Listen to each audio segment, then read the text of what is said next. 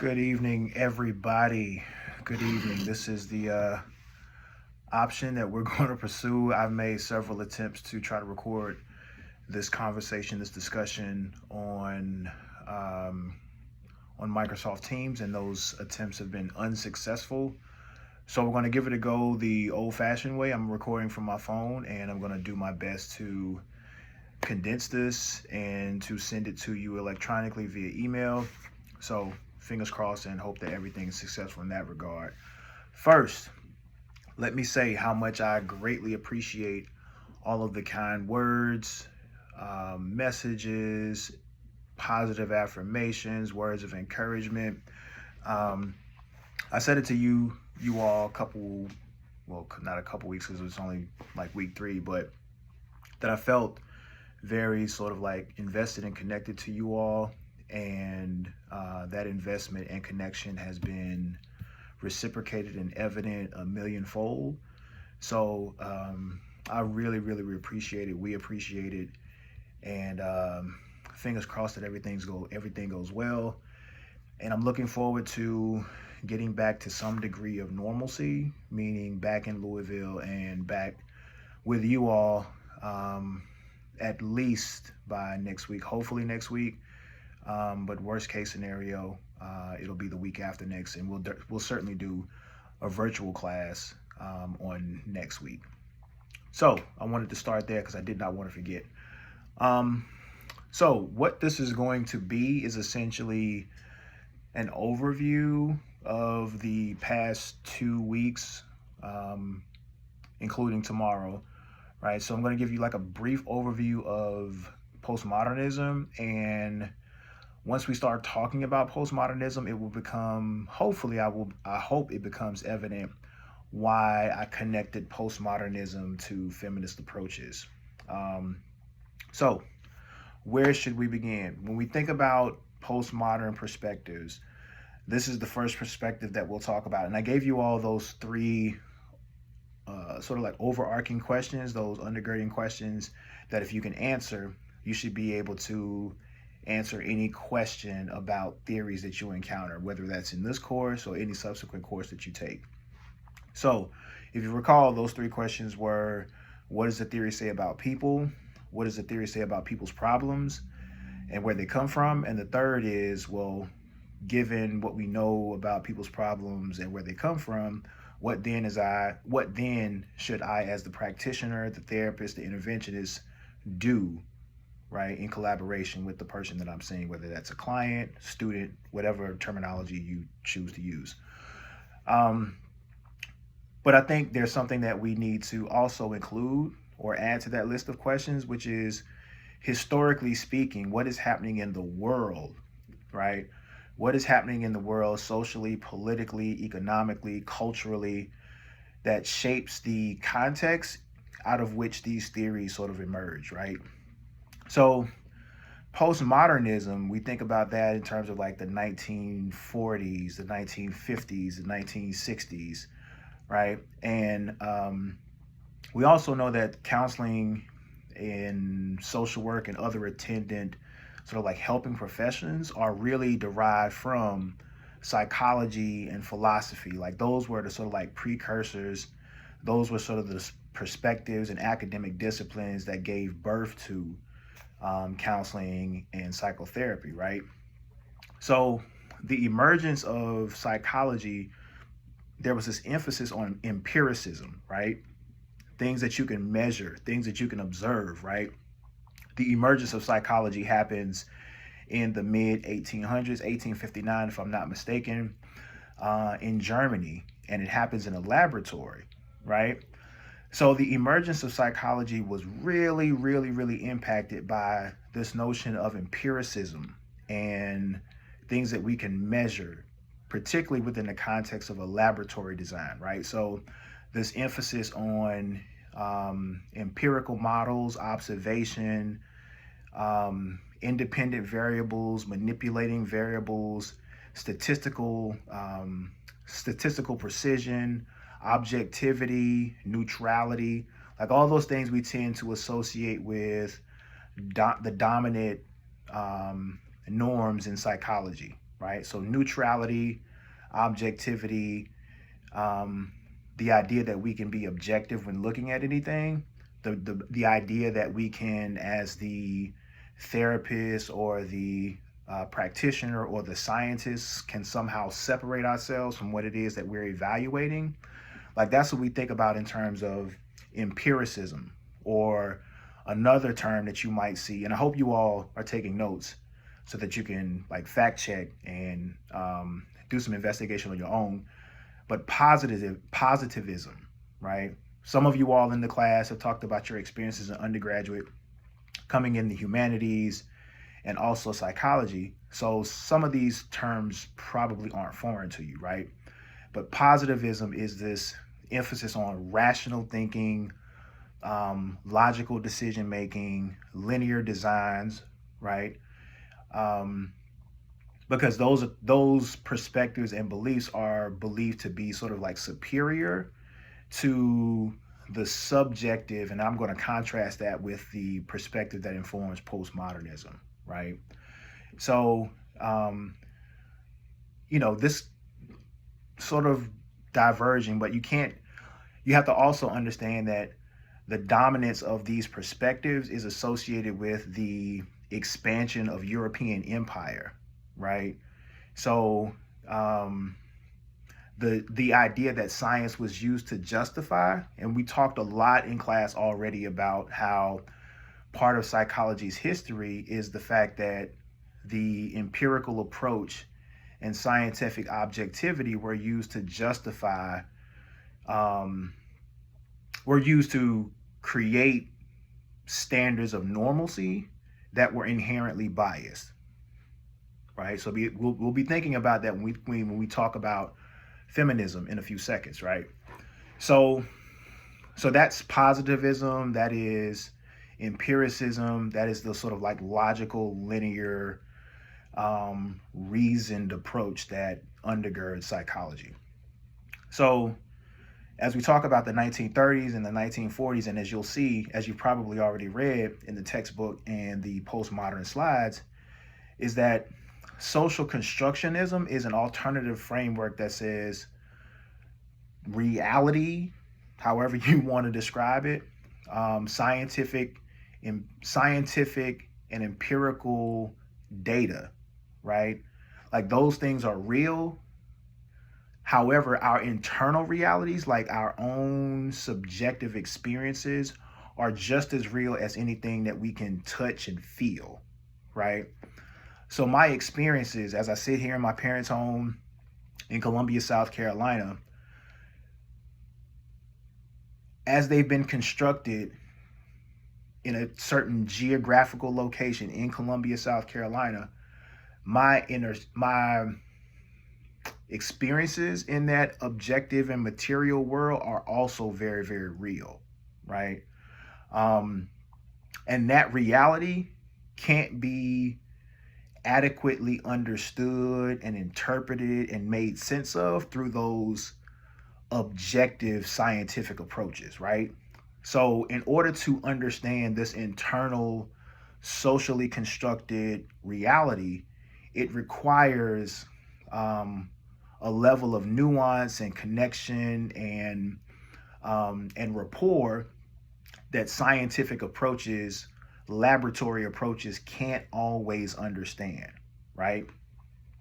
So that is the sort of like contrast to the objective and very distant approach that we would associate with empiricism and positivism. This approach would say, in order to understand reality, there is a rapport, there is a relationship, there is a connection, there is an understanding and empathy that has to occur, right? So this perspective, this empirical approach, would say we would understand this person's perspective and worldview the more data we can accumulate, right? The more tests that we can administer, the more questions we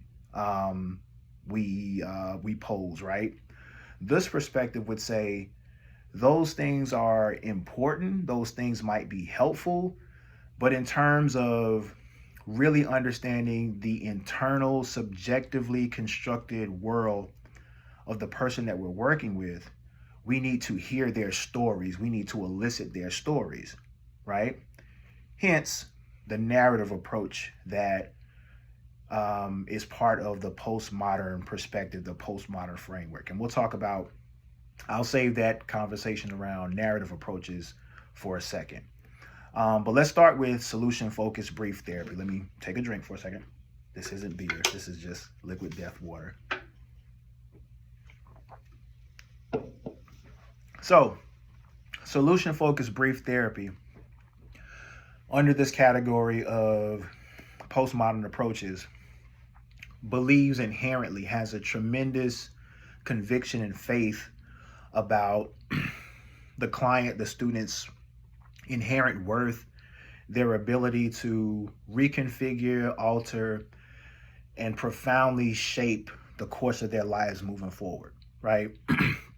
This therapy, in order for it to work, is predicated on the idea that the thing that brought us to therapy is temporary, right? The language that is used in solution-focused brief therapy is the primary catalyst for change when working with someone using this perspective. All right, let's talk about the name itself and what the name sort of connotes and how the name is connected to the approach that we use in therapy when we're using this approach. So, solution focus, that tells you something immediately, right? If you're using this and someone comes in, you're not focusing exclusively, not even primarily, on the thing that brought them to therapy, right? Let me say that again.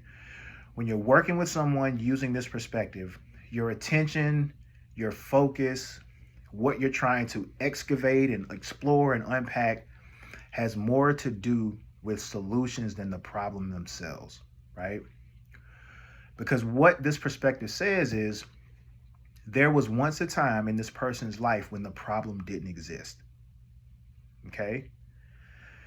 Which means that this person has the capacity, this person has the potential, this person has the capabilities to identify solutions to a problem, because this person's life has probably always had problems. We've all encountered problems, and we've always had the capacity in some way, shape, form, or fashion to find our ways past what it was that we were confronting in that moment, right? So this is extremely, extremely optimistic about the capacity and our capabilities to solve our own problems. The use around solution-focused language is reminding people, because there was a time when this problem didn't exist, that they have to believe this problem will not always exist, right? That they will be able to, within the context of counseling, be able to find solutions to their problem, right? So we talk in terms, we use language that would suggest, think about a time when this problem won't exist, right? The miracle question is a critical part of this equation, right? And the miracle question is essentially you asking this person, tell me a time, if you were to go to sleep tonight and you were to wake up and the problem didn't exist, how would you know and what would things look like? How would things be differently? And as you're sitting there, it might not be immediately apparent, but that is a tremendous catalyst for change. It shifts focus away from a person who has probably been obsessing about this problem to shift a mindset. Again, think about what I just said in terms of a postmodern approach and narratives and stories, right? So part of the energy and potential of solution focus is helping someone to move from being mired and stuck thinking about or obsessing about the things that are going wrong, as opposed to thinking about times in their lives when things were exceedingly good, when things were well. All right. So we have the miracle question, right? Something else that is extremely powerful and impactful when it comes to the solution focused brief therapy is the utilization of what we call scaling questions, right? So scaling questions, you can administer them. And by administer, I mean ask the scaling questions at any time, not only during a session, but over the course of sessions. And scaling questions are insightful. They help to generate sort of like self-reflexivity for us to think more critically about ourselves. But it's also a very, very useful assessment tool, right? So let's just say you're working with a student and they have a dilemma. I don't want to think about what the dilemma may be, but they come to your office and they are relatively upset, right? So you ask them as the session begins to just evaluate on a scale of 1 to 10, hence the scaling question, how upset are you about what is transpiring, what has transpired, or what is transpiring? And they may say, I'm at a 7, right? And 7, 10 being the most intense in terms of the intensity of the emotions that they're experiencing, anger, frustration, disappointment, whatever the case may be. But over the course of your 15, 20 minutes with this student, they move from a 7 to a 6.5, right? Doesn't sound profoundly impactful, but the fact that they aren't as disoriented or upset as when they first arrive speaks to how effective the ability to think through solutions can be in that moment, right? So, solution-focused brief therapy, thinking about times in your life when the problem didn't exist, which means that much like the problems that we've all existed are only temporary, right? It moves us away from the sort of catastrophizing that we would think about.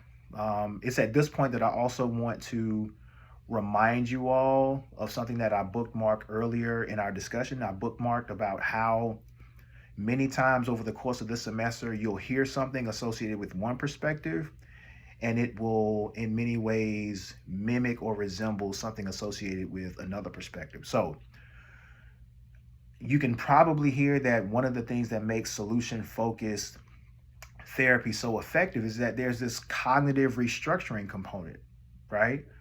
That if someone walks in and they have a tendency to focus on the things that are bad, right? But they tend to lose sight of how resourceful they can be and how resourceful they've been in their past.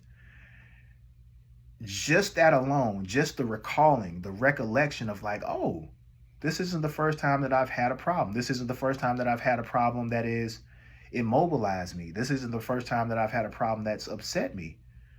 And then you start thinking about, well, if the solutions I was able to generate work then, why not just replicate them now, right? So I think about what solution focus is one of my, something that happened while I was, post undergrad was I was driving to work one day and I was so disoriented in terms of like feeling overwhelmed professionally that I remember driving through an intersection and I can't even recall if the light was green. Like I was so disconnected from the present that I just can't tell you if I ran a red light, if I was preoccupied, if I was obsessing about something else. And I was not completely T-boned, but I was hit going through that intersection. And I can remember as I'm responding and reacting to the collision, the most important thing was for the car to stop, right? So that I could get reoriented because spinning was disorienting. For me, solution focus is helping someone who is being disoriented by that collision, helping the car to stop, right? Getting them to focus on the things that matter. And the thing that, according to solution focus, that is most important is the realization that this isn't the first time that you've experienced a dilemma in your life.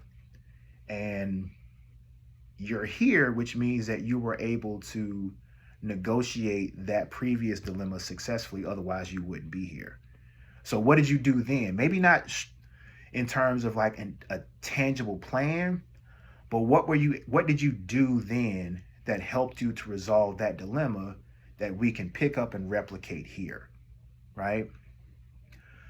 And that's why it's brief, right? Because people can usually recall, like, oh, okay, when I was distressed earlier, I have a tendency to not ask for help.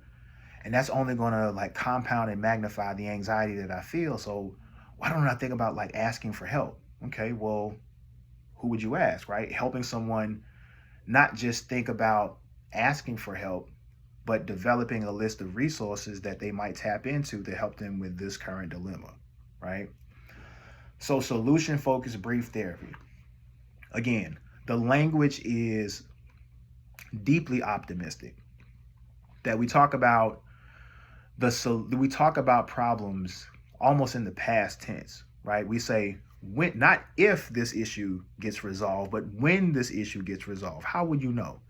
How will things be different when this situation gets resolved, right? So your role, as much as your role as a therapist, as a practitioner, as much as it is a collaborative exchange, it's also a perspective where you are very much an advocate, you are very much a cheerleader on behalf of the person that you're working with. Okay, so that's my overview of solution focused brief therapy, which again falls under the umbrella, the very large umbrella of a postmodern approach. The second orientation that falls under postmodernism is a narrative therapy, right? And I hope you can see now in terms of why this falls under this postmodern perspective, because this orientation to counseling says that we all have general themes and general stories that we've constructed from the time that we've arrived here in this embodiment, right? So we all have narratives, we all have stories that we construct. And if you have a favorite movie, if you have a favorite book that you read, something that deeply resonates, it's safe to assume that that narrative and that central figure resonate with you because of the narrative arc in that story, right? And usually a narrative arc goes this way, that there is generally in the life of the protagonist, right? And for you, you're the protagonist, right? So there's usually like some semblance of equilibrium, right? Things are relatively peaceful. And the thing that grabs us is not just the protagonist's sense of equilibrium, it's also the disequilibrium that happens, right? So I'm trying to think about the ones that I've seen that folks talk about that you might understand. So, and there's been a lot of, it's an older movie, but there were a lot of really optimistic narratives about it. If you remember Antoine Fisher, the movie Antoine Fisher, this was someone who had experienced, if I want to say he was in the child welfare system, experienced tremendous amounts of verbal and physical and sexual abuse, and was able to, after therapy, ironically, was able to confront the things that upset him, how those experiences were not just triggering and devastating for him as they occurred, but how they kept reoccurring in his life, how the inability to trust, the inability to form trusting relationships and loving relationships was detrimental to his life as a young black male, as a young black man. So that disequilibrium and then restoration was part of, and the restoration, if you've ever seen the movie, is he finds his extended family, he finds the people who love him, he finds his community, right? And there's this beautiful ending, and if I'm not mistaken, he finds a love interest. I can't recall if they get married, but there was once a time when in that movie, if you're familiar, there was a very, very prominent theme that pervaded Antoine Fisher's life, which is, I am unlovable, I don't deserve this, I am unworthy. And his work with the therapist in that movie, Denzel Washington, was about helping him to be more mindful and attentive to the stories and narratives he told about himself, right? And again, you can probably see where a narrative, or the eliciting of a narrative, the eliciting of a story, is about helping us to be more conscientious, more aware of the stories that we tell, so that over the course of therapy, we can find a more nurturing, a more optimistic, a more fruitful, a more generative story to tell about ourselves, right?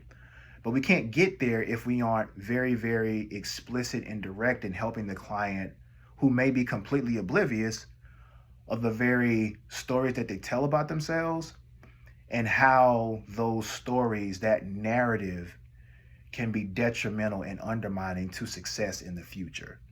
Okay? So, obviously, this is about being able to form a very substantive and strong relationship with the person that you're working with, the student or the client. Again, this sounds a lot like what we've already talked about in terms of the research that says, although strategies and skills matter, that what matters most is the therapeutic relationship. These two perspectives, probably more than anything else that we'll talk about, rely heavily on the rapport and the relationship, the collaborative partnership between therapist and client, between client and practitioner, right? So, helping people develop new stories to restructure the stories that they already tell is integral to this narrative approach to therapy. Okay, so the last one, right? The last one is obviously feminist perspectives. And the textbook, Corey does a pretty good job of giving you an overview of feminist ideology, feminist thinking, feminist theorizations in the world. And if you are unaware, if you haven't had like a women and gender studies course in your undergraduate studies, the feminist perspective is oftentimes presented in these various waves, these various iterations.